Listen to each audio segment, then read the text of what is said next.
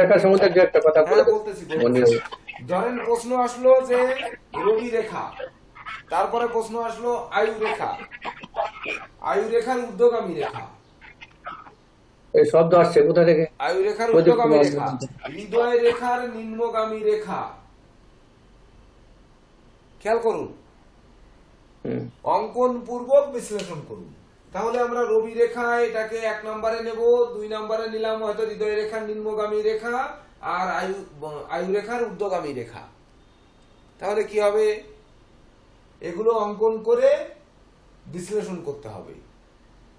একটি কথা কিন্তু রাখবেন, রবি রেখা সবসময়ের জন্য মনে রাখবেন, মার্ক পান আর না পান, আমার কথা হচ্ছে যে রবি রেখা যদি হৃদয় রেখা ভেদ না করে তাহলে কিন্তু তার প্রকৃত উন্নতি হবে না।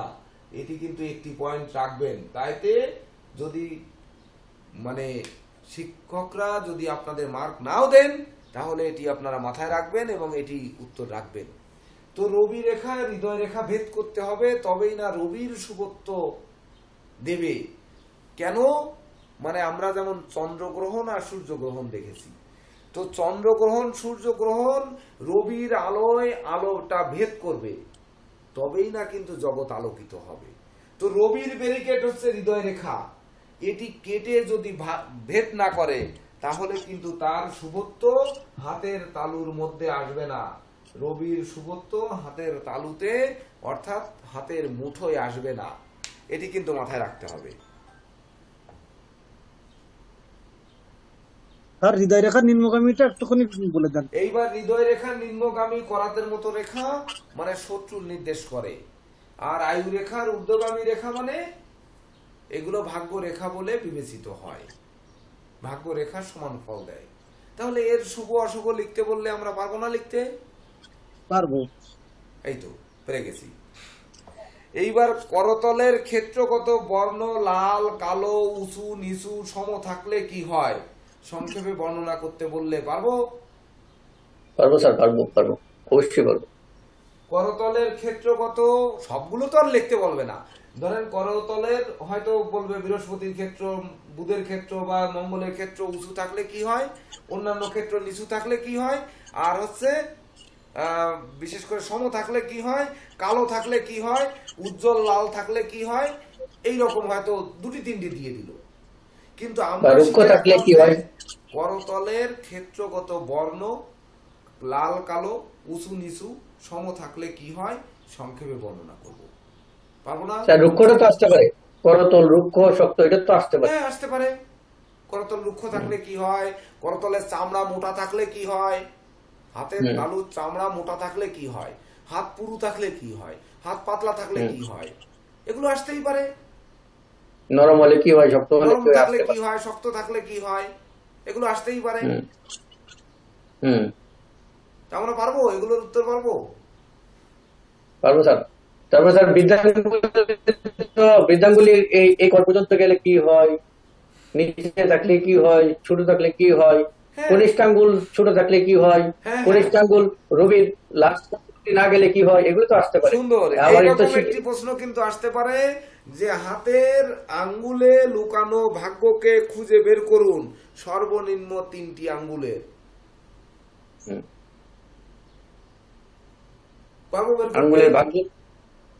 আঙ্গুলের ভাগ্য স্যার এটা তো ঠিক আছে, এটা তো স্যার পারবো না কেন? আঙ্গুলের ভাগ্য নির্ধারণ করতে বলে বৃহস্পতির আঙ্গুল, শনির আঙ্গুল, রবির আঙ্গুল, বুধের আঙ্গুল, 4টা আঙ্গুলের ধরেন দিতে বললো যে হাতের আঙ্গুলে লুকানো রয়েছে ভাগ্য, সেই ভাগ্যকে খুঁজে বের করুন।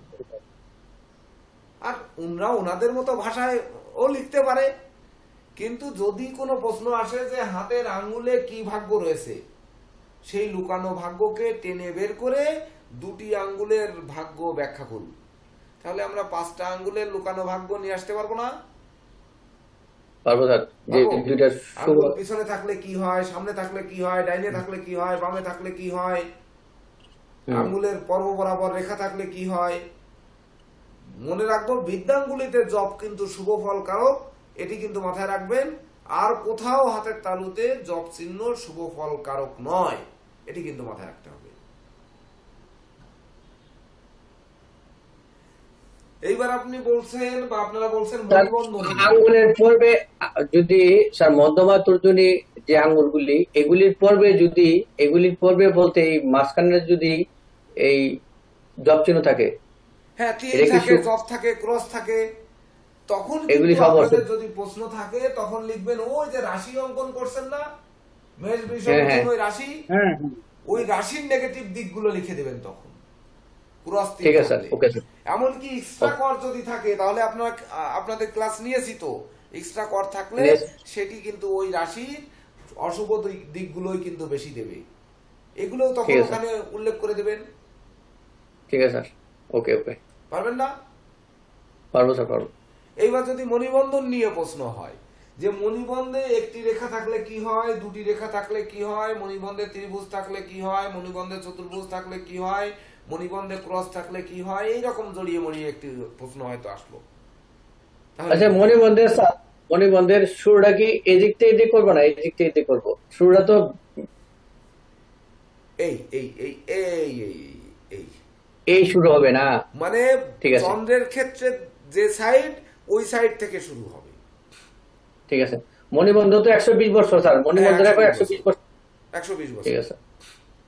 তাহলে এই মণিবন্ধন রেখা যে সমান্তরাল সুন্দর থাকলে শুভ ফল দেবে, অসমান্তরাল কাটাছেঁড়া থাকলে অশুভ ফল দেবে, মণিবন্ধে ঊর্ধ্বগামী ত্রিভুজ থাকলে শুভ ফল দেবে, নিম্নগামী ত্রিভুজ থাকলে অশুভ ফল দেবে, মণিবন্ধে ক্রস থাকলে অশুভ ফল দেবে, মণিবন্ধে জাল থাকলে অশুভ ফল দেবে।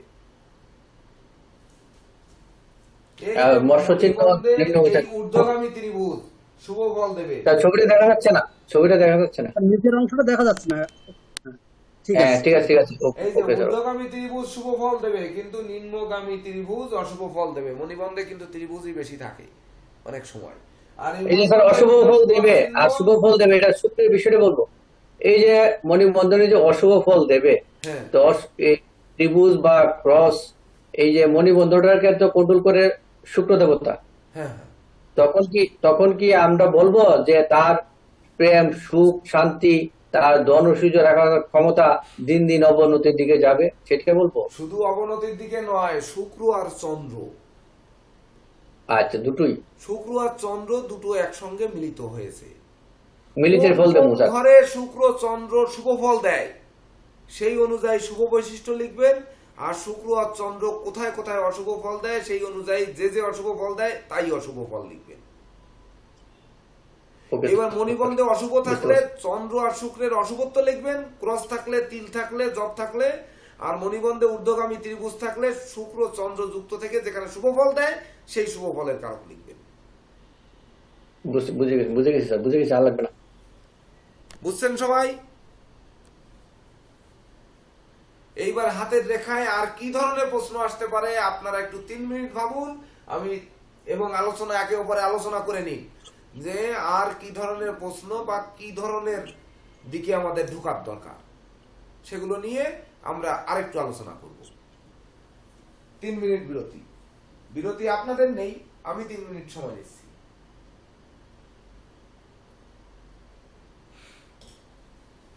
সুবিধা বলেন।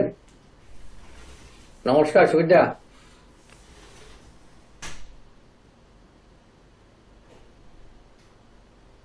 হ্যাঁ সুবিধা।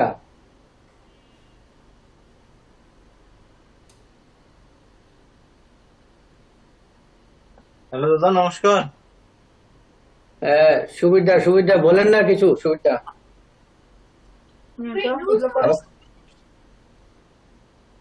সুবিধা কি আমার কথা শুনতে পাচ্ছে?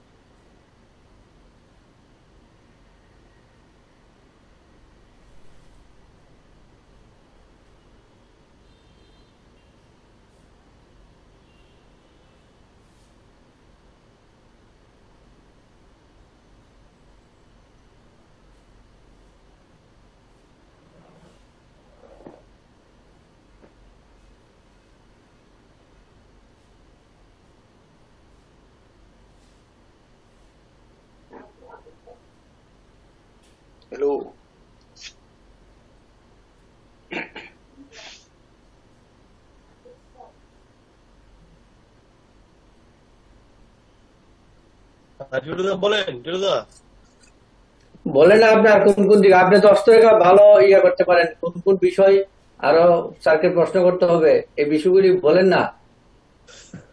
স্যার তো প্রায় সবই মোটামুটি দিয়ে দিচ্ছে, মোটামুটি আর হাতের রেখা তো সবই দিয়ে দিচ্ছে। তারপরে মুদ্রা চিহ্ন আছে, মুদ্রা সংঘ, তারপরে চক্র চিহ্ন, এই সম্বন্ধে একটু বলেন একটু স্যারকে। আর রেখা তো আরো অনেক কিছু আছে না, রেখা এই রেখা ধরেন এই হাতের আঙ্গুলে রেখাতে শিরোরেখা, এই যে রেখাতে এই যে রাহু থেকে যে রেখাগুলি শিরোরেখাতে অ্যাটাক করলো বা বৃহস্পতি অ্যাটাক করলো, এগুলি জানতে হবে না।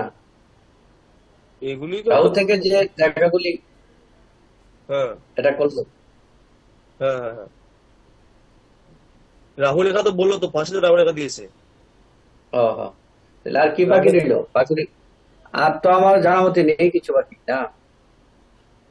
আছে যেমন অনেক সময় প্রশ্ন আসতে পারে, শিরোরেখা এগুলোকে একটি রেখা হলে কি হতে পারে, শিরোরেখা হৃদয় রেখা মিলে একটি রেখা হলে কি ফলাদেশ হতে পারে, এরকম আসতে পারে। এটা তো একটু ক্লাস দিয়েছে। আর কি আসতে পারে একটা সাধারণ sense? পরীক্ষা কি প্রথম ব্যাচের হবে শুধু না দ্বিতীয় ব্যাচেরও হবে? সবাই কি বলতে জানি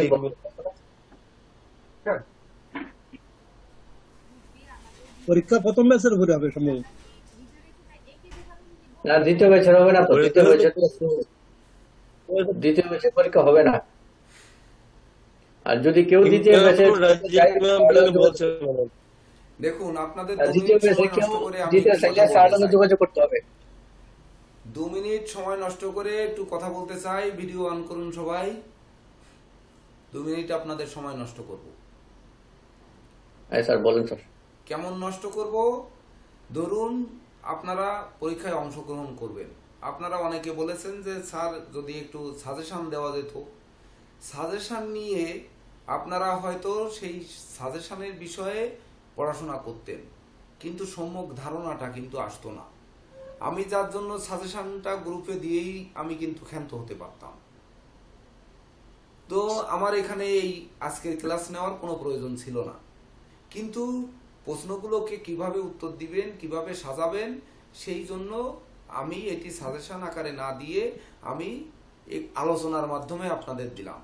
তো এই যে আলোচনার মাধ্যমে দেওয়ায় আপনারা লাভবান হচ্ছেন নাকি সাজেশনটা দিয়ে দিলে লাভবান হবেন?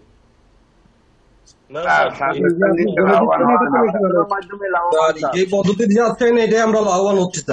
তাহলে আমাদের কথা হচ্ছে যে আমাদের সনাতন অ্যাস্ট্রোলজিক্যাল কোচিং সেন্টারের শিক্ষার্থীরা যারা এই দুটি প্রতিষ্ঠানে পরীক্ষা দিবেন, আপনারা এখানে ধরেন ভালো লিখতে পারলে, ভালো উত্তর দিতে পারলে আমার হয়তো একটু মুখ উজ্জ্বল হবে, বা একটু এই সনাতন অ্যাস্ট্রোলজিক্যাল কোচিং সেন্টারের মুখ উজ্জ্বল হবে।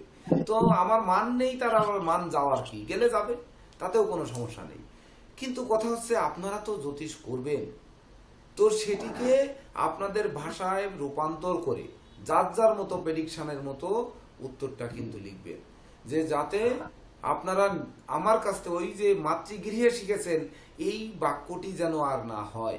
যে আমি চাই যে মাতৃগৃহে শিক্ষা নেওয়া, মায়ের ভাষায় শিক্ষা নেওয়া, ওরা একটা কোচিং সেন্টারে ক্লাস নিয়ে তারা কিভাবে এখানে পরীক্ষা দেবে, এটি কিন্তু আমি প্রশ্নের সম্মুখীন হয়েছি। তো হওয়ার কারণে আমি আপনাদের কাছে করজোড়ে প্রার্থনা যে আপনারা ঠিক প্রশ্ন যেভাবে আসুক, ঘুরিয়ে ফিরিয়ে যেভাবেই আসুক, উত্তরটা আপনাদের মতো ভাষান্তর করে সুন্দর করে সাজিয়ে লিখবেন।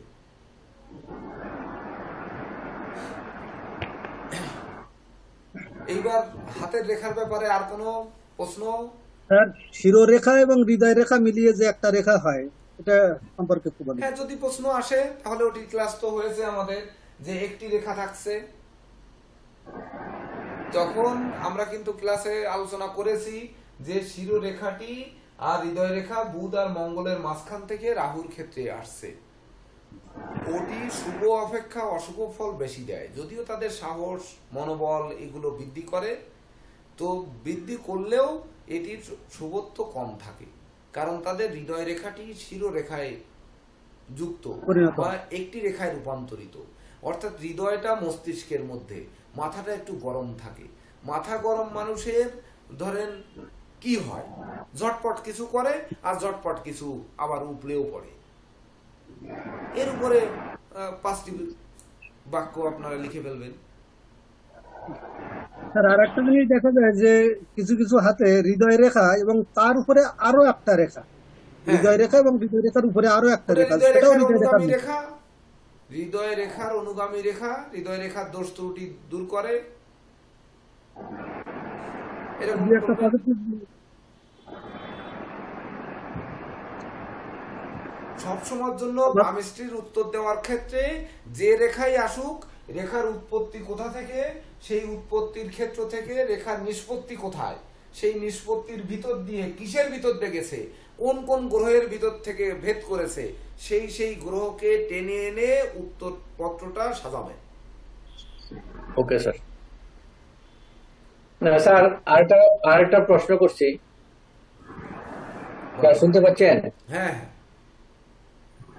এরকম প্রশ্ন আসতে পারে যে একটা হস্তরেখা দিয়ে অঙ্কন করে দেখান, সে আত্মহত্যা করার টেন্ডেন্সি আছে, বা সে পাগল হওয়ার টেন্ডেন্সি আছে, বা সে মানসিক বিকৃতি আছে, বা সে আসতে পারে।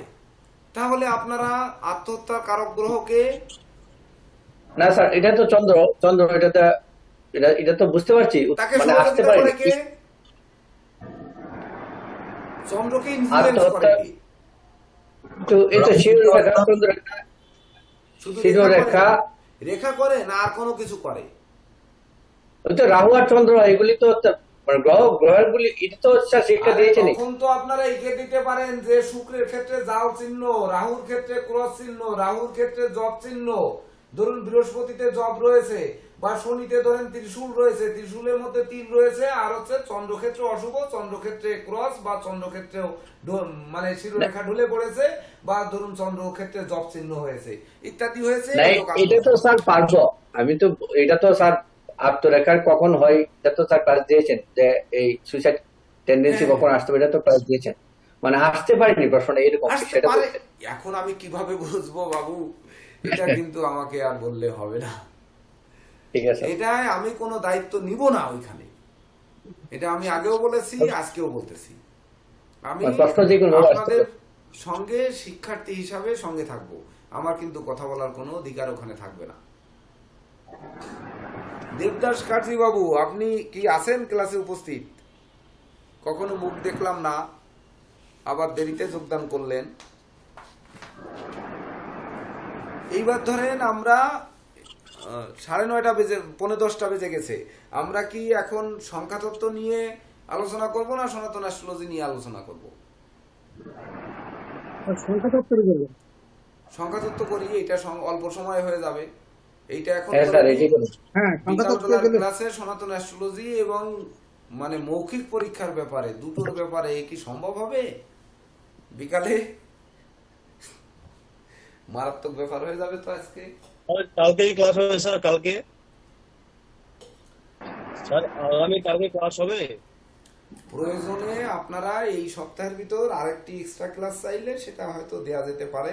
আগামীকাল সকালে স্যার করে, আগামীকাল মর্নিং এ যদি সম্ভব হয়, আগামীকাল মর্নিং এ, কারণ আমাদের তো ক্লাসটি নিয়ে আমার ক্ষেত্র থেকে সম্ভব হবে, কিন্তু আপনাদের জন্য সম্ভব হবে কিনা সেটাই তো আগে ভাবতে হবে। না স্যার বলছি স্যার, আমাদের দ্বারা কেন সম্ভব হওয়া প্রয়োজন, কারণ সময় নেই পরীক্ষার। যত তাড়াতাড়ি আপনার থেকে নিতে পারবো তত তাড়াতাড়ি আমরা রিসার্চ করতে পারবো, অনুবাদ করতে পারবো। সেটা আপনারা সিদ্ধান্ত নিয়ে এই ক্লাসের শেষে মতামত গ্রুপে দিবেন, দেওয়ার পরে সেই অনুযায়ী আমরা তারপরে হয়তো সিদ্ধান্ত নিব। যত তাড়াতাড়ি সম্ভব স্যার, আমাদের সবার সুবিধা হবে। আগামীকাল হয়ে গেলে তো সবার সুবিধা হবে, এই হলো স্যার মূল উদ্দেশ্য আমাদের।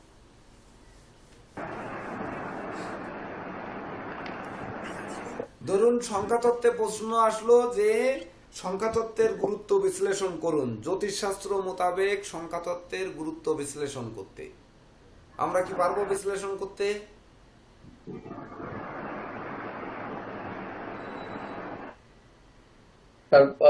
একটু কয়েকটা পয়েন্ট, দিক সংখ্যাতত্ত্বের বিশ্লেষণ বলতে তো অনেক কিছু বোঝায়। এখন এটা কথার অর্থ তো অনেক কিছু, একটা চার্টের বিশ্লেষণ করেন, এটা তো ঠিক একই প্রশ্ন আসলো আমার কাছে মনে হইলো সংখ্যাতত্ত্বে কি বিশ্লেষণ করা যায় না, সবই তো করা যায়। সংখ্যাতত্ত্বের গুরুত্ব, সংখ্যাতত্ত্বের গুরুত্ব আছে কি নেই? তাহলে আমরা অবশ্যই সেখানে আছে, লিখবো আছে। যে সংখ্যাতত্ত্বের আবিষ্কারককে হেব্রাইক এন্ড পিথাগোরাস, তার পরিচালনকারী হচ্ছে কিরো, বেনহাম এন্ড সেন্ট জর্মেইন। তো ইনরা হচ্ছে এই সংখ্যাতত্ত্বের বিশেষ করে প্রকাশ করেছেন বা সংখ্যাতত্ত্ব বিষয়ে আলোচনা করেছেন, ইনরা গ্রন্থাদি রচনা করেছেন। তো সেই সংখ্যাতত্ত্ব দিয়ে মানব জীবনের বা জ্যোতিষশাস্ত্র মোতাবেক এর গুরুত্ব কি, তাহলে সংখ্যাতত্ত্বের আমার গুরুত্ব কেমন এটা আমরা বলতে পারবো না যে 1 থেকে 9 পর্যন্ত 9টি সংখ্যাকে 9টি গ্রহের সঙ্গে তুলনা করা হয়েছে, সেই অনুযায়ী মানে গ্রহগুলোর গুণ এই, দোষ এই, তার জন্ম তারিখ সংখ্যায় যদি এই থাকে তাহলে এইরকম হবে। যেমন অমুক মাসে জন্মগ্রহণ করলে একটি মাস ফল থাকে, একটি বারে জন্মগ্রহণ করলে সে বার ফল থাকে, তিথিতে জন্মগ্রহণ করলে তিথির নক্ষত্র অনুযায়ী সেই ফলাদেশ যোগ করে দেখা যায় যে হ্যাঁ একই সংখ্যার সাথে মেলে। আবার কারো জীবনে দেখা যাচ্ছে ওই গ্রহের প্রভাব, দেখা যাচ্ছে 3 সংখ্যার প্রভাব, সে যেখানে যাচ্ছে 3 বাজছে, একটি মোবাইল কিনছে নাম্বার সংখ্যা যোগ করলে 3 হচ্ছে। আবার দেখা যাচ্ছে একটি ব্যাংক অ্যাকাউন্ট খুলেছে, সেখানে তার কোনো হাত নেই, ওখানেও একই সংখ্যা বাজছে। এই একই সংখ্যা আসার কারণ তার ভাগ্যদাতা গ্রহ অমুক। অর্থাৎ এই যে আমরা মিলিয়ে দেখেছি দীর্ঘকাল যাবৎ চর্চা করে যে সংখ্যাতত্ত্ব আসলে আমাদের লাইফে ঘুরে ফিরে সেই সংখ্যাটি আসে, অর্থাৎ প্রভাবকারী যে গ্রহ বা আমাদের জীবনকে পরিচালনাকারী যে গ্রহ 9টির মধ্যে ওই সেই সংখ্যাটি ঘুরে ফিরে আসছে। যেমন লটারি ধরছি, রোল নাম্বার বাঁধবে, সেই রোল নাম্বারটাও আমার সেই অনুযায়ী আসছে, এটা কিন্তু চলে আসবে। এইভাবে আমরা একটু গুরুত্ব বিশ্লেষণ করতে পারবো না? মানুষের নামের ক্ষেত্রে নামের যে বানান, এক একজন এক একটা বানান তৈরি করে, সেই ক্ষেত্রে সংখ্যাতত্ত্বের গুরুত্বটা স্যার একটু বলবেন। সেটাই তো বলছি যে সংখ্যাতত্ত্বের গুরুত্ব কি, আমরা সংখ্যাতত্ত্বের কোথায় কোথায় গুরুত্ব দেব, এর উপর আমরা কি কিছু লিখতে পারবো না? এক প্যারা লিখতে পারবো না? পারবো স্যার, পারবো না কেন? এক প্যারা না 5 প্যারা লিখতে পারবো। এক প্যারা দেন স্যার। তাহলে আর কি? তা আমি যদি শুরু করি সংখ্যাতত্ত্ব থেকে, কোন সংখ্যাতত্ত্বতে বৃহস্পতি সাবুত পাবে না, কে কেতু পাবে না, কে শুক্র পাবে না, কে রবি পাবে না, এগুলো যদি বিশ্লেষণ করতে থাকি, কোন সংখ্যা থাকলে কে সাবুত পাবে, কে পাবে না, তো লেখা শুরু করলে তো অনেক কিছু লেখা যাবে। হ্যাঁ, অনেক কিছু লেখা যাবে, যার যার মতো ভাষায় এটি লিখতে হবে। 2 নম্বরে ধরুন আসলো 1 থেকে 9 পর্যন্ত সংখ্যাগুলির কোন কোন গ্রহের কারক তা উল্লেখপূর্বক যে কোনো 3টি সংখ্যার শুভ অশুভ বৈশিষ্ট্য আলোচনা করুন। পারবো? এগুলি পারবো স্যার, এগুলি তো ইজি প্রশ্ন, এগুলি তো পারবো। ইজি প্রশ্ন না? যে 1 থেকে 9 পর্যন্ত 1 রবির সংখ্যা, 2 চন্দ্রের সংখ্যা, 3 হচ্ছে বৃহস্পতির সংখ্যা, 4 হচ্ছে রাহুর সংখ্যা, 5 হচ্ছে বুধের সংখ্যা, 6 শুক্রের সংখ্যা, 7 হচ্ছে কেতুর সংখ্যা, 8 শনি, 9 হচ্ছে মঙ্গল। তাই এর মধ্যে যে কোনো 2টি গ্রহের বিশ্লেষণ করতে বলেছে। তাহলে মঙ্গলের হয়তো শুভ অশুভ আমরা 5টি পয়েন্ট লিখবো, আর হয়তো চন্দ্রের 5টি শুভ অশুভ লিখলাম। এইবার ধরেন কেউ রবির লিখলো, কেউ বৃহস্পতির লিখলো, এভাবে লিখলেন। স্যার এখানে স্যার আমি একটা প্রশ্ন করি, সবার সুবিধা হবে। যখন একটা ডেট অফ বার্থ আসলো, তো বলে দিল এটার মিসিং নাম্বার গুলি, মিসিং যে নাম্বার, মিসিং যে গ্রহগুলির বৈশিষ্ট্য লিখো, তখন কি আমরা স্যার এটার পক্ষে কয়টা গ্রহ আছে আর বিপক্ষে কয়টা গ্রহ আছে এটার উপরে বিশেষ করে লিখবো নাকি? তা যদি না করেন তাহলে সনাতন অ্যাস্ট্রোলজিক্যাল কোচিং সেন্টার তো কৌশলই শিখিয়েছে। যদি কৌশলটা এখানে না তুলে ধরেন তাহলে তো আসলে ওই আমার আর কিছু থাকবে না পরীক্ষা। না স্যার, আপনি যে শিক্ষাটা দিয়েছেন কৌশলটা ঠিক আছে নি স্যার? আমি বললাম ঠিক আছে, তো আমি তো সেই জন্যই বলতেছি যে আমরা কৌশলগত ভাবে যখনই রবির বৈশিষ্ট্য লিখবো, রবির সঙ্গে শুক্র এবং শনির শত্রুতা রয়েছে, তো 1 সংখ্যার যখন বৈশিষ্ট্য লিখবো তখন শনি আর শুক্রের দিকে নজর রাখতে হবে। তার প্ল্যানেটে শনি আর শুক্র যদি খারাপ থেকে থাকে তাহলে রবির উজ্জ্বলতা কমবে, রবির শুভ প্রভাব কমবে। আর যদি এই 2টি গ্রহ শুভ থাকে তাহলে রবির সফলতা সে বেশি পাবে। হতে পারে রবির তারিখে জন্ম, কিন্তু তার সফলতা বেশি পাওয়ার জন্য শুক্র এবং শনি এই দুটি গ্রহের প্রভাব বা শুক্র এবং শনি এই দুটি গ্রহের গুরুত্ব অপরিসীম। এভাবে আমরা লিখতে পারবো না? পারবো স্যার। তাহলে এটা তো একেবারে সহজ জিনিস। এইবার ধরেন একটি তারিখ দেওয়া থাকলো, তারিখটি হয়তো হলো যে 15/5/1977, বার হয়তো মঙ্গলবার। এই জাতকের কোন গ্রহ প্রভাব বিস্তার করে তা বিশ্লেষণ করুন। ধরেন দেওয়া থাকলো 15/5/1977, এই দিন বার হচ্ছে মঙ্গলবার।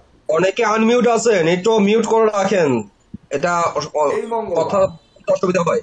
এই মঙ্গলবার জন্ম হলে সেই জাতকের কোন গ্রহ প্রভাব বিস্তার করে সংখ্যা তত্ত্বের মাধ্যমে কিন্তু বিশ্লেষণ করতে হবে। তাহলে সংখ্যা তত্ত্বের মধ্যে বিশ্লেষণ করলে এখানে আসে 6, এখানে 5, আর হচ্ছে 9 1 10 8 17 আর 7 24, মানে 4 1 2 6, আর মঙ্গলবার হচ্ছে 9। সব কটাকে যোগ দিন, তাহলে 6 আর 5 11, 11 2, 6 2 8, 9 8 17 মানে 8। এইবারের প্রভাবকারী গ্রহকে রবি যুক্ত বুধ মিলে হচ্ছে শুক্র প্রভাবকারী গ্রহ। দ্বিতীয় প্রভাবকারী গ্রহ হচ্ছে 6 আর 5 11 আর 6 17 মানে 8 শনি। তৃতীয় প্রভাবকারী গ্রহ হচ্ছে মঙ্গলবারকে যুক্ত করলে আবার 9 আর 8 17 মানে 8, অর্থাৎ শনি এবং শুক্র। তো এই শনি আর শুক্রের মধ্যে লুকায়িত রয়েছে কে? শুক্রের মধ্যে রয়েছে রবি এবং বুধ। তো শুক্রের সঙ্গে রবি আর বুধের সম্পর্ক কি? শুক্রের সঙ্গে রবির সম্পর্ক খারাপ, কিন্তু বুধের সম্পর্ক তো ভালো। তাহলে এই ভালো মিলে যে শুক্র আসছে, এই শুক্রের জাতকটি কেমন হবে? তার উপরে 5টি 7টি 10টি বাক্য লিখব। লেখার পরে তারিখ, মাস, সাল, বার উল্লেখ পূর্বক যে 8 সংখ্যা আসছে শনি, এই শনি কিনা শুক্রের সঙ্গে কি? শুক্রের সঙ্গে মিত্র। তাহলে মিত্র থাকলে, এই শুক্রের সঙ্গে মিত্র থাকলে তার এই শনির শুভত্ব নিয়ে আমরা কিছু কথা তো ওখানে লিখব। তাহলে আমরা ব্যাখ্যা করতে পারবো না যে এই জাতকের গ্রহ প্রভাব বিস্তার করে? এক কথায় উত্তর দেব যে প্রভাব বিস্তার করে শুক্র, এবং এই শুক্রকে সহযোগিতা করবে রবি এবং বুধ। কিন্তু শুক্রকে রবি আর বুধ যে সহযোগিতা করবে, কিন্তু এই ধুত্তরি শুক্র তো রবি সহযোগিতা করবে না, কারণ রবি হচ্ছে শত্রু, সে সহযোগিতা কেড়ে নেবে, আর বুধ হচ্ছে সহযোগিতা করবে। তাহলে শুক্রকে যদি রবি সহযোগিতা না করে, তাহলে এই শুক্রের জাতক যশ খ্যাতি প্রতিপত্তি কম পাবে, আর বিনিময়ে বিদ্যা বুদ্ধি জ্ঞান গরিমা সক্ষতা তার বাড়বে, মানে বুধের শুভ প্রভাবটা বাড়বে। বাড়ার পরে সে নিট অ্যান্ড ক্লিন স্বচ্ছ সুন্দর জাতক হবে, কিন্তু যশ খ্যাতি প্রতিপত্তি অতটা পাবে না। এইবার সব মিলে যখন শনি আসছে, তখন আমরা লিখব যে শনি তাকে কষ্ট দেবে, ক্লেশ দেবে, পরিশ্রম করাবে, একাগ্রতা দেবে। কিন্তু এই শনি যেহেতু ওই যে জন্মগ্রহণ করেছে, দেখুন রবি মঙ্গল কেতু মেতু যুক্ত রয়েছে, এগুলোর যুক্ত করে ফলাদেশ দিয়ে আপনারা বলতে পারেন যে এই শনি আশানুরূপ ফল কিন্তু দেবে না, কারণ এই শনির সঙ্গে রবির শত্রুতা রয়েছে। সেই মূল যে মূলাঙ্ক, যেটা 15 তারিখে জন্ম, সেটি কিন্তু বাধার সৃষ্টি করছে। আবার একটু লিখতে পারেন যে মে মাসে জন্ম, মে মাসে জন্মগ্রহণকারী জাতকরা কেমন হয়? তাহলে মে মাসের সেই জন্মের জাতকের জন্য তার সেখান থেকে 2-4টি পয়েন্ট নিয়ে আসতে পারেন। এবার 1977 রয়েছে 2টি কেতু, একটি মঙ্গল, একটি রবি। তাহলে এদের সাথে সম্পর্ক কেমন, তাদের নিয়ে কি হয়েছে, এবং বার সংখ্যা যেহেতু 9 মঙ্গলবার, তাহলে মঙ্গলবার বার সংখ্যা 9, এটির কি প্রভাব দেবে, এর উপর নির্ভর করে আমরা সুন্দর করে 1 পৃষ্ঠার মধ্যে একটি ব্যাখ্যা লিখব। এটা পারবো না? পারবো স্যার, সুন্দর। নিশ্চয়ই পারবো। এইবার ধরেন প্রশ্ন আসলো, শিশুর নামকরণে নাম সংখ্যার গুরুত্ব আছে কি নেই? এক কথায় উত্তর, যদি থাকে তাহলে হ্যাঁ, যদি না থাকে না। তাহলে যদি হ্যাঁ হয় যে শিশুর নামকরণে সংখ্যার গুরুত্ব আছে, যদি থাকে তাহলে সংক্ষেপে বিশ্লেষণ করুন। এইবার নামকরণে বিশ্লেষণের ক্ষেত্রে আমি বলবো যে আপনারা একটি জন্ম তারিখ নিবেন, হয়তো পরীক্ষার দিনের তারিখ নিলেন, যে পরীক্ষা হচ্ছে কয় তারিখ, 28-29 তারিখ, তো নিউমারোলজি পরীক্ষা ধরেন হলো 29 তারিখ, তাহলে 29/6/2024 এই দিন হচ্ছে শনিবার। শনিবার ধরেন নিউমারোলজি রুটিন তো আপনারা পেয়েই যাচ্ছেন, মানে পরীক্ষার যে অ্যাডমিট কার্ড তো পেয়েই যাবেন, এর ভিতর পেয়ে গেলে তো বুঝবেন পরীক্ষা কয় তারিখে হচ্ছে। তাহলে কয় তারিখে কয়টার সময় হচ্ছে, সকালে যদি হয় তাহলে 8টায় হবে, আর যদি ওই টাইমও দেওয়া থাকবে অ্যাডমিট কার্ডে তাহলে সেই অনুযায়ী টাইমটাকে যুক্ত করবেন, যে সকাল 8টায় সকাল। এইবার শিশুর নামকরণে এই সংখ্যার গুরুত্ব আছে কি নেই, প্রশ্ন আসছে শিশুর নামকরণে নাম সংখ্যার গুরুত্ব আছে কি নেই, যদি থাকে সংক্ষেপে বিশ্লেষণ করুন। তাহলে এবার আমরা লিখতে পারবো না যে 29 তারিখে জন্মগ্রহণ করেছে 2 অর্থাৎ চন্দ্র আর মঙ্গল, তো চন্দ্রের কোনো শত্রু নেই, কিন্তু মঙ্গলের শত্রু বুধ, মঙ্গলের চন্দ্র শত্রু নয়। তাহলে যে দুটি সংখ্যা মিলে 9 আর 2 11 মিলে 2 হচ্ছে, তাহলে এই 2 এর মধ্যে সাহস থাকবে, মমত্ব থাকবে, স্নেহ থাকবে, প্রীতি থাকবে, ভালোবাসা থাকবে। আচ্ছা থাকলো। এইবার 6 মাসে হয়েছে, মানে 2 6 2 8 আর 2 10 আর 2 12 12 আর 20, মানে সব মিলে 2। তাহলে এই চন্দ্রের জাতকটি কেমন হবে, তার নাম সংখ্যাটি এর সাথে যোগ করেন শনিবার অর্থাৎ 8, ইংলিশ হয়ে গেল, ইংলিশ বাংলা, এই 8 সমান 8 আর 2 10 1। তাহলে তার নাম সংখ্যা আমরা কি শিখিয়েছি, যে হয় 29 তারিখ এই 2 হতে হবে, নচেৎ সালে মাসে বারে মিলে যেটি হবে সেটি হতে হবে। তাহলে এই 2 সংখ্যার একটি নাম খুঁজে বের করবেন, আর 1 হয় এমন একটি নাম খুঁজে বের করবেন। বের করা যাবে না? তাহলে নাম বের করে ওখানে লিখবেন যে এই জাতকের নাম অর্থাৎ এই স্পেলিং এ রবি হচ্ছে, তো রবির একটি নাম দিয়ে বলবেন যে রবির নামটি যদি থাকে তাহলে এই জাতক চন্দ্রের জাতক, তো চন্দ্রের জাতক এই রবির যশ খ্যাতিটুকু নিতে পারবে, আর চন্দ্র তো তার সে এমনি মমত্ববান, স্নেহ প্রীতি ভালোবাসায় শিখত, সে সারা জীবন হবে, গোটা পরিবারকে মিলেমিশে চলতে চাইবে। স্যার এই নিউমারোলজির এই যোগটা 7 আসছে স্যার, সে 7 আসুক আর 8 আসুক, আমি তো করে মানে ভুল করতেই পারি। 9 2 1 2 6 2 8 8 8 16 6 1 7, ও 7 আসবে, 7 8 আর 7 15 মিলে 6 দেবেন, সেই 6 এমন কিছু নেই, তো 2 আর 6, তাহলে এই 2 হয় 2 সংখ্যার নাম অথবা 6 সংখ্যার নাম। এইবার এই দিনে যে রাশি ছিল আপনারা দেখবেন চন্দ্র কোথায় ছিল, সেই রাশি অনুপাতে নামের আদ্যক্ষরটা নেবেন। আপনারা অ্যাডমিট কার্ড পেয়ে গেলেই তো এটা প্রস্তুতি নিয়ে রাখবেন যে আমার যদি শিশুর নামকরণের প্রশ্নটা আসে তাহলে আজকের তারিখ দিয়েই করতে হবে, তাহলে আপনারা আজকের তারিখ দিয়েই আপনারা দুটি নাম আগে বের করে রাখলেন, এটা এমন কোনো দোষের নেই।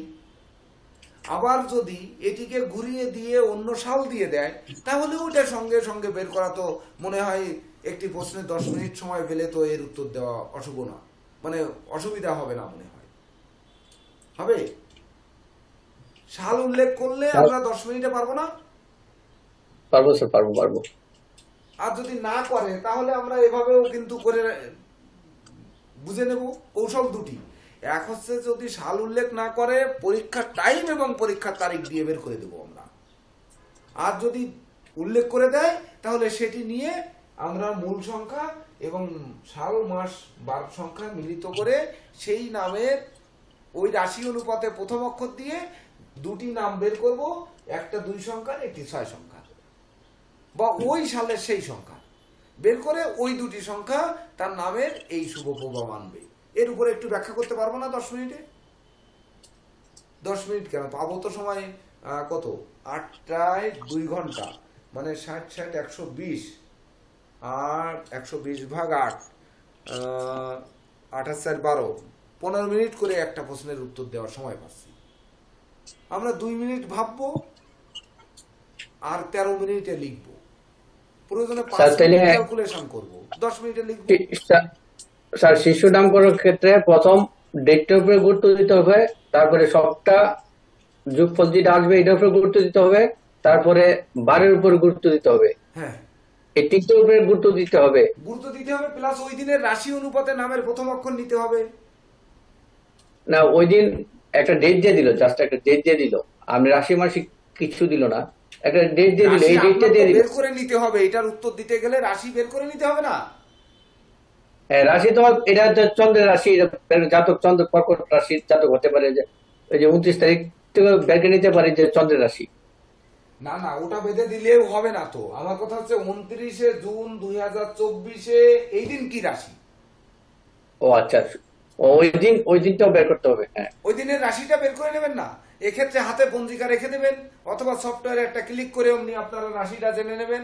রাশি জেনে নামের প্রথম অক্ষরটা কি সেই অনুযায়ী উত্তরটা দিবেন। এটা সম্ভব না? সম্ভব স্যার। সুন্দর। এইবার ধরেন আসলো একটি জাতকের নাম হচ্ছে সুদীপ রয়, পিতার নাম ত্রিদীপ রয়, মাতার নাম হচ্ছে ঝর্ণা দাস। এখনকার সময় এরকম হচ্ছে, কিন্তু একই টাইটেল হচ্ছে না, মা ভিন্ন হচ্ছে। তো এদের মধ্যকার সম্পর্ক, স্বাস্থ্য, প্রাপ্তি বিশ্লেষণ করুন। ধরেন আসলো এরকম নাম, এরকম আসবে বা কি আসবে জানি না, তবু আমাদের বোঝার জন্য আমি একটু সংক্ষিপ্ত আকারে ছোট ছোট নাম নিয়ে রেখেছি। বড় নামও আসতে পারে, ডিআইপি সুদীপ রয়।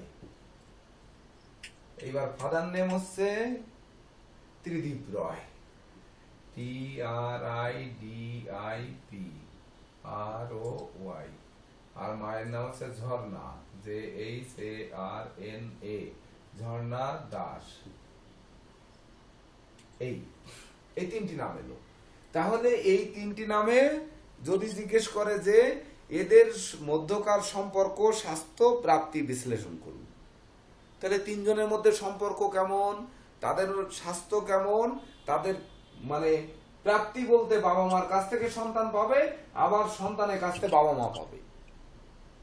এই দুটিকে এক করে ফেলবো আমরা তখন, আর এটিকে আলাদা করে ফেলবো। মানে সম্পর্ক তো বাবা মার সাথে সন্তান, আবার সন্তানের সাথে বাবা মা, এটাই হতে হবে। দুই ভাগে ভাগ করে কিন্তু উত্তরটা দেব। তাহলে দেখুন, সুদীপ রয় 3 6 3 9 7 13 14 14 18 20 22 22 মানে 4 আর 2 7 2 9 আর 1 10 মানে 4 আর 1 5 5 হয় নাকি? দেখেন তো, 3 6 3 9 7 13 14 14 18 20 22 4 4 2 6 7 6 13 আর 1 14, হ্যাঁ 5। এইবার ত্রিদীপ রয় হচ্ছে 4 আর 2 6 7 আর 4 11 12 12 আর 20 20 আর 2 22 4 7 আর 4 11 12 মানে 3। আর হচ্ছে 1 5 আর 1 6 7 আর 2 9 আর 5 14 15 15 4 19 20 আর 3 23 5। এইবার আমরা বলতে পারবো না যে বুধের সাথে বৃহস্পতির সম্পর্ক কেমন, বুধের সাথে বুধের সম্পর্ক কেমন, এদের স্বাস্থ্য কেমন, সুদীপ রয়ের স্বাস্থ্য কেমন, তারপরে এদের কাছ থেকে প্রাপ্তি কেমন, পারবো না? অবশ্যই স্যার পারবো। স্যার একটু ছোট করে ব্যাখ্যা করে দেন। বুধের সঙ্গে বৃহস্পতির সম্পর্ক ভালো, তাহলে সে পিতার কাছ থেকে সহযোগিতা পাবে, পিতার কাছ থেকে ওই বিশেষ করে জ্ঞান গরিমা লাভ করবে, পিতার আশীর্বাদ লাভ করবে, মানে পিতা সেই পরম পিতার মতো হবে, এগুলো বলতে পারবো না। এইবার মার সাথে ভালো মিত্রতা থাকবে বুধ, তাহলে বুদ্ধি শিখবে, মাতৃশিক্ষা শিখবে, মাতৃভাষা শিখবে, মায়ের বুদ্ধি নেবে, নিয়ে চলবে, সেই অনুযায়ী সে তার জীবন গড়বে এবং একে অপরের প্রাপ্তি সুন্দর হবে। এটা বলতে পারবো না? পারবো স্যার, এটা পারবো। যদি বিরুদ্ধ সংখ্যা আসে তখন কিন্তু আমাদের মনে রাখতে হবে শত্রু, যে আমাদের দেখতে হবে সুদীপ রয়ের মধ্যে যে শত্রু যে সংখ্যা আসছে তার সঙ্গে শত্রু সংখ্যা। ধরেন বুধের সঙ্গে কে শত্রু? চন্দ্র, ধরেন চন্দ্রের 2 আসলো, তাহলে 2 আসলে বুধের সঙ্গে শত্রু স্যার মঙ্গল, মঙ্গল বুধের সঙ্গে মঙ্গল শত্রু। হ্যাঁ, তাহলে মঙ্গল শত্রু, তাহলে মঙ্গলের সংখ্যা আসলে ওই রকম হবে। এভাবে আমরা পারবো না লিখতে?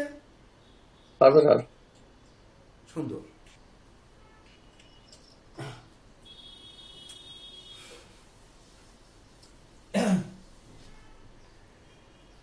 ধরেন তারপরে হয়তো প্রশ্ন আসলো, প্রশ্নকর্তার প্রশ্নের উত্তর পজিটিভ না নেগেটিভ তা বের করার উপায় বিশ্লেষণ করুন।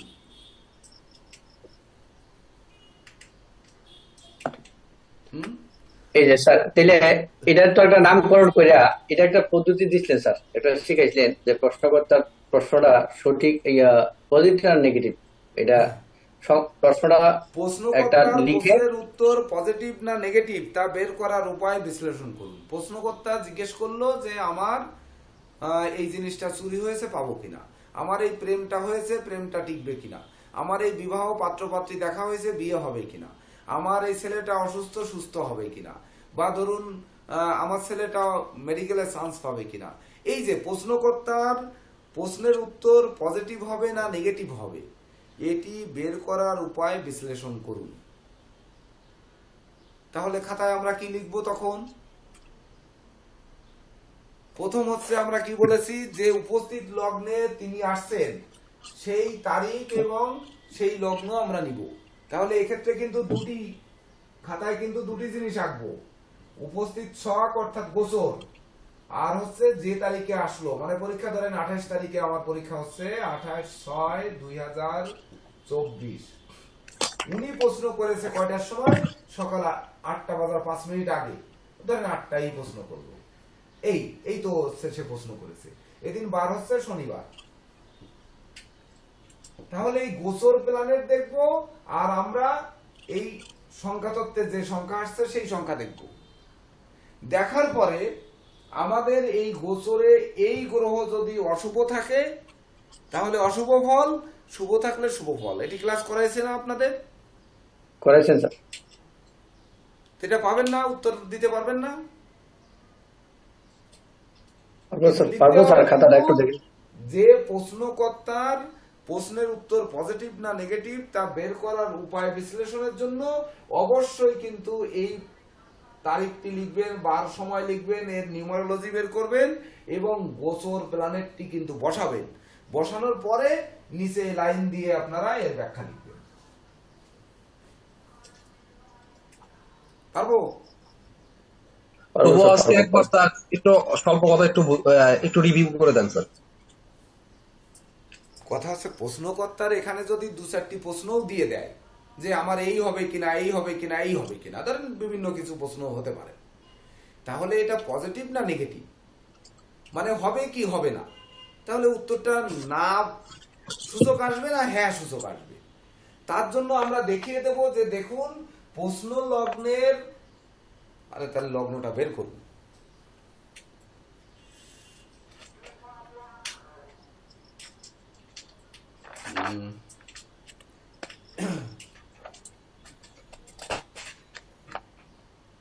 পরীক্ষার টেনশনে দেখছেন আপনারা জানা জিনিস ভুলে যাচ্ছেন। এই ক্লাস এত সুন্দর ভাবে দেওয়া হয়েছিল 2000। না স্যার, আমারও করেছেন এটা।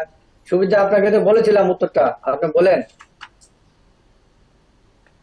হ্যাঁ জানা আছে।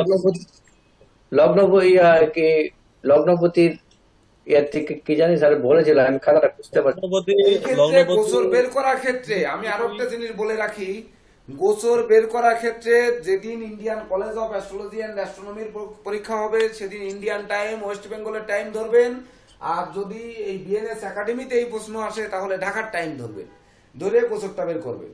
তো ধরুন এদিন কর্কট লগ্নে পরীক্ষা শুরু হচ্ছে, লগ্ন কর্কট, তারপরে হচ্ছে রবি বুধ শুক্র, রবি বুধ শুক্র, এখানে হচ্ছে বৃহস্পতি, মঙ্গল, রাহু, শনি, কেতু, এই তো।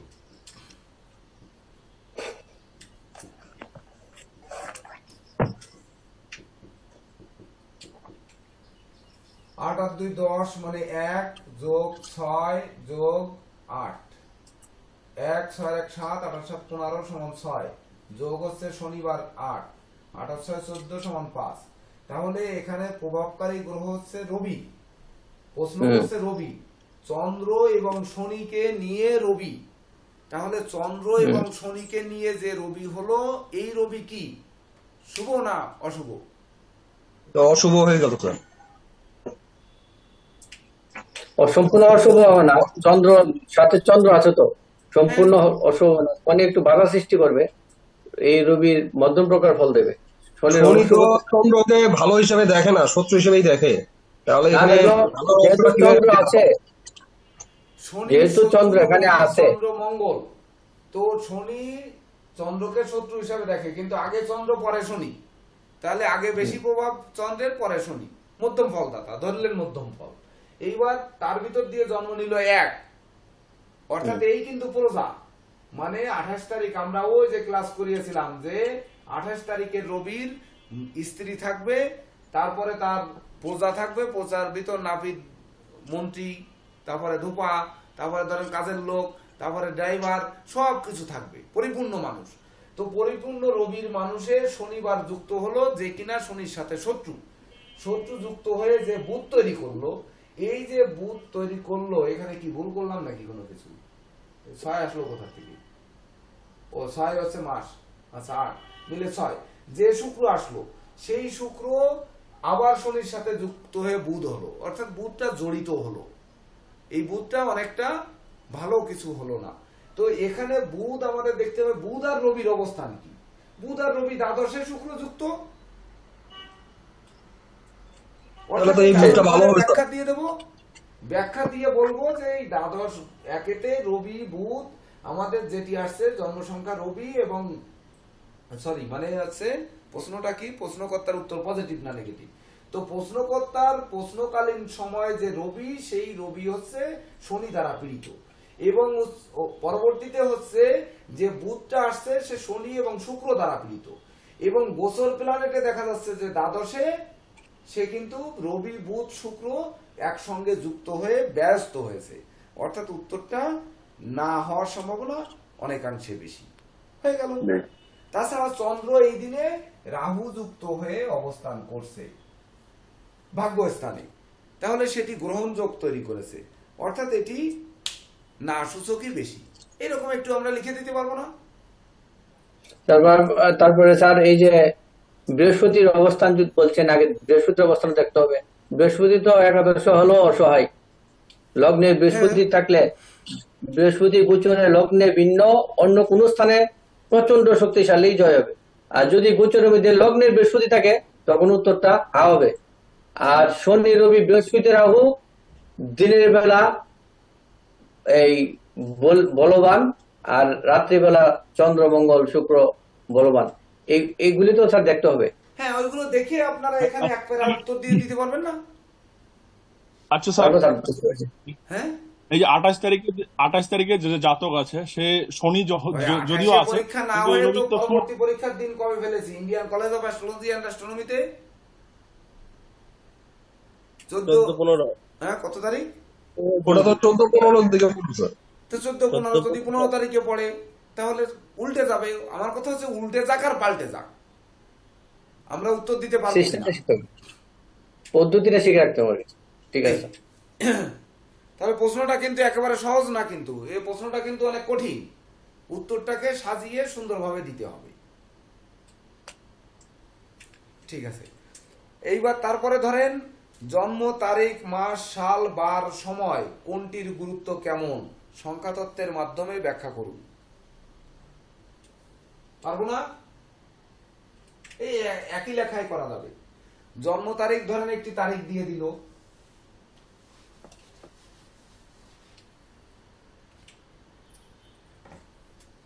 জন্ম তারিখ দিল ধরেন 12/8/2002। এইবার বার হয়তো হলো কি বার, একটা সোমবার ধরি, সোমবার লিখলাম, সোমবার দেন সম্ভব। আচ্ছা দিলাম, একটা দিলেই তো হচ্ছে। এখন তো আমাদের একটু বোঝার দরকার। তো প্রশ্ন আসছে যে জন্ম তারিখ, মাস, সাল, বার, সময় কোনটির গুরুত্ব কেমন সংখ্যাতত্ত্বের মাধ্যমে ব্যাখ্যা করুন। সময় হয়তো দিল রাত 9টা PM।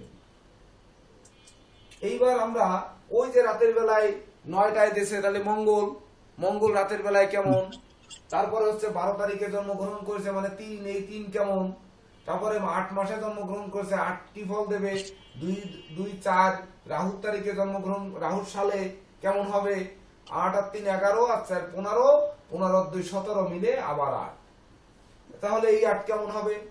তাহলে আমাদের বৃহস্পতির ব্যাখ্যা, শনির ব্যাখ্যা, সালের রাহুর ব্যাখ্যা, 12 সংখ্যা 2 এর চন্দ্রের ব্যাখ্যা এবং সব মিলিয়ে এই 8 এর ব্যাখ্যা। তো 8 এর ব্যাখ্যা দেওয়ার সময় কিন্তু এই 2, 8 একসঙ্গে মিলিয়ে দিয়ে এবং 9টার সময় যেহেতু সে জন্মগ্রহণ করেছে তার ব্যাখ্যা আমরা দিতে পারবো না? পারবো না কেন স্যার, অবশ্যই পারবো। সেক্ষেত্রে আমরা কিন্তু এটি ছক তৈরি করব এই তারিখে, আর করে ওই দিবাভাবে কোন গ্রহ শুভ, রাত্রভাবে কোন গ্রহ শুভ, তারা কে পড়েছে সেই অনুযায়ী আমরা দিব জন্ম তারিখ, মাস, সাল, বার, সময়, কোনটির গুরুত্ব কেমন সংখ্যা তত্ত্বের মাধ্যমে ব্যাখ্যা করে দেব। হবে? ঠিক আছে স্যার। পরীক্ষা ওই দিন আমিও দেব, আমার মনে হচ্ছে ফিস আমিও দিয়ে বসতে পারি।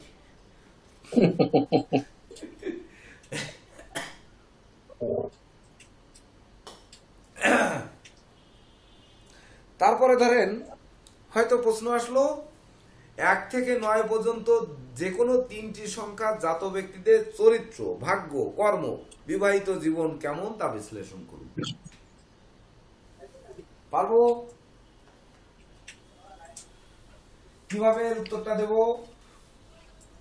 স্যার প্রশ্নটা বুঝতে একটু আবার বলেন স্যার, প্রশ্নটা সংখ্যা তত্ত্বের মাধ্যমে। হ্যাঁ, 1 থেকে 9 পর্যন্ত যে কোনো 3টি সংখ্যা, যে কোনো 3টি এর ভিতর দিয়ে বেছে নি, 1 নি, 7 নি আর 5 নি, যে কোনো 3টি সংখ্যা আমরা নিলাম। যে কোনো 3টি সংখ্যার জাত ব্যক্তিদের চরিত্র, ভাগ্য, কর্ম এবং বিবাহিত জীবন কেমন এটি বিশ্লেষণ করব। তাহলে 1 এর চরিত্র কেমন, এর আর কি 1 এর চরিত্র কেমন, 1 এর ভাগ্য কেমন, 1 এর কর্ম কেমন, 1 এর বিবাহিত জীবন কেমন, 7 এর কর্ম, ভাগ্য, বিবাহ এবং চরিত্র, 8 5 এরও তাই। এটি দেখাতে গেলে আমরা কিভাবে দেখাবো? শুধু সরাসরি 5 এর লিখে যাব? না স্যার, প্রথমত 1 এর বৈশিষ্ট্যটা লিখতে হবে, যে রবির কর্মটা কি লিখতে হবে, রবির বৈশিষ্ট্য কি লিখতে হবে। হ্যাঁ, রবির কর্ম কি, বিবাহিত জীবন কি লিখতে হবে। এই ক্ষেত্রে আমাদের কি কি দেখতে হবে এখানে কিন্তু এবার স্যার না আমি তো স্যার আমার যে প্রশ্নটা বলছি স্যার, যে কোনো একটা সংখ্যা বলেন, ধরেন 7ই বললাম বা রবি বললাম, এই যে রবির কর্ম কি জানতে পারলাম, কিন্তু রবির যে ভাগ্যটা রবির ভাগ্যটা কিভাবে নির্ণয় করব, এটা কি, এটা কোন দৃষ্টিভঙ্গিতে তখন এটা নির্ণয় করব। এই দেখেন, এবং আর বলা লাগবে না, আমি বলি প্রশ্নকর্তা, আমি বলবো যে আমার মতো অজ্ঞ মানুষবিরা এই প্রশ্ন করেছে, ওই স্যারেরা অজ্ঞ নয়, তারা বিজ্ঞ, তারা প্রশ্ন অবশ্যই ভিন্নভাবে করবেন। আমি এইভাবে কেন করেছি, আমার একটা অন্যরকম দূরদৃষ্টি থেকে করেছি, যে আপনারা এর উত্তর বের করতে পারেন কি পারেন না। তখন আপনারা কি করবেন, এক সংখ্যার একটি জন্ম তারিখ, সাল, মাস মিলে একটা তারিখ হয়, এরকম বের করতে পারবো না আমরা দ্রুত? পারবো না?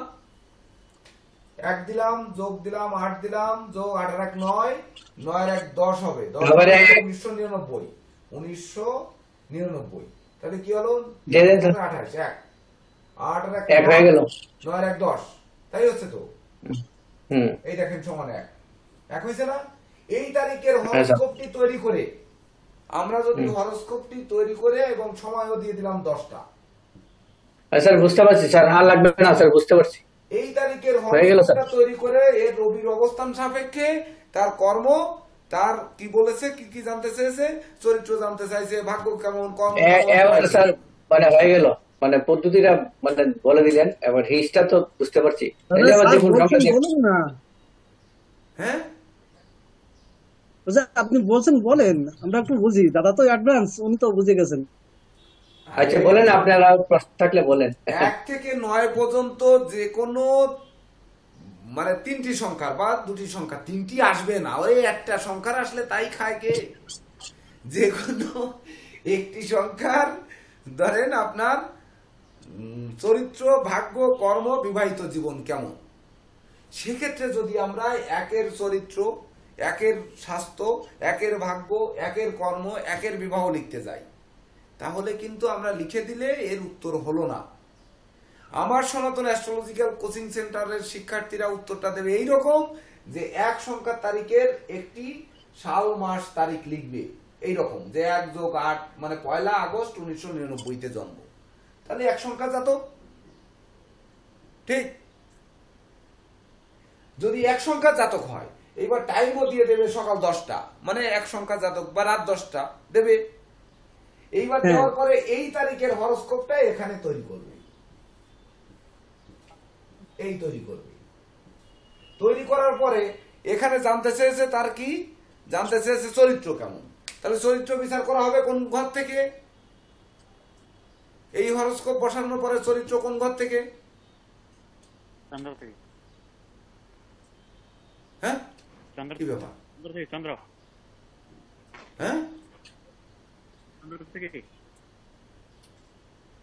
চরিত্র কোন ঘর থেকে হবে? স্যার চন্দ্র থেকে হবে। রাশি থেকে বা লগ্ন থেকে, এই তো হ্যাঁ চন্দ্র।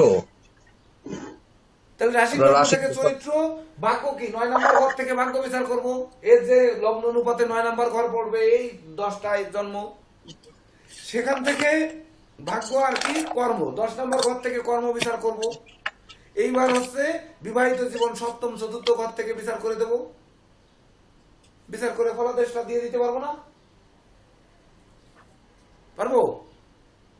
হ্যাঁ স্যার পারবো। মোহন বাবু মাথায় হাত কেন? আমরা যদি এই কৌশলে উত্তর দিই, কোন টিচার আমার মনে হয় না যে এখানে মার্ক কাটতে পারবে। আর যদি খালি 1-7-5 যদি বিবাহিত জীবন, বৈশিষ্ট্য, তার কর্ম, ভাগ্য বিচার করি, তাহলে কিন্তু মার্ক কাটার সম্ভাবনা থাকবে। এই জন্য আমি প্রশ্নটা এইভাবে করেছি, ওনরা যদি সহজ ভাবে করে তাহলে তো আমরা সহজে পার পেয়ে গেলাম। বুঝতে পারছেন? শুধু পাশ করার জন্য কিন্তু পরীক্ষা নয়। আর শুধু পাশ করার জন্য পরীক্ষা হলে আমি এটুকু বলতে পারতাম যে ফোন করে, স্যার তাহলে আমাদের একটু সাজেশনটা দিয়ে দেন, শিক্ষার্থীরা একটু ভালো হয়, উপকৃত হয়।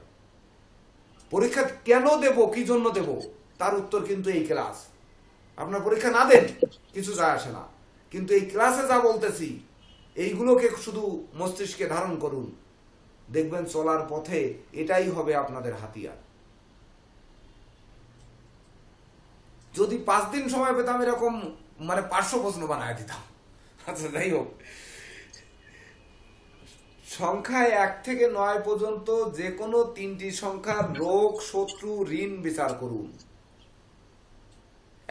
একই সিস্টেমে 1 থেকে 9 পর্যন্ত একই সিস্টেমে তার রোগ বিচার করব। কি কই গেল?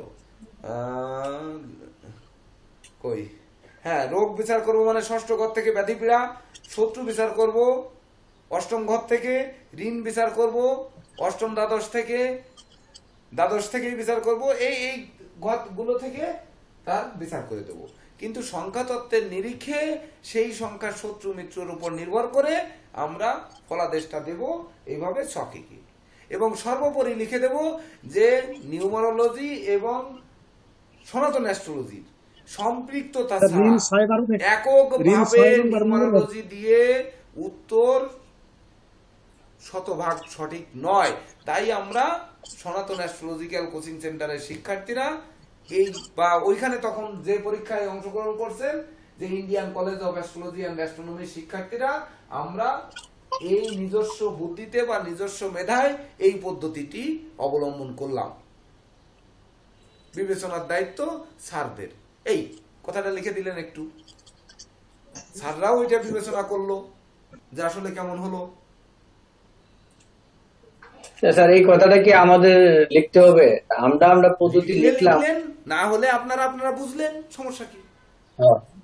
আমরা কি লিখলে তো আরো স্যার, না লিখলে তো স্যার আরো নেগেটিভ পয়েন্ট হবে। নেগেটিভ মাইন্ড হোক আর না হোক, আমার কথা হচ্ছে যে যিনি খাতা দেখবেন তার মাইন্ডটা কিন্তু ওই মুহূর্তেই ঘুরে যাবে না? যদি লেখা থাকে ঘুরে যাবে না যে আসলে তো এটা আমি স্টুডেন্ট কি টিচারকে গাইডলাইন দিতে হবে? আমার পদ্ধতি আমি লিখে নিব, আমি তো গাইডলাইন দিতে হবে না টিচারকে। দরকার নেই, লিখেন না, দরকার নেই। মানে আমরা যে এই পদ্ধতিতে আমরা এটা বের করে দিচ্ছি, পদ্ধতিটা যেন থাকে।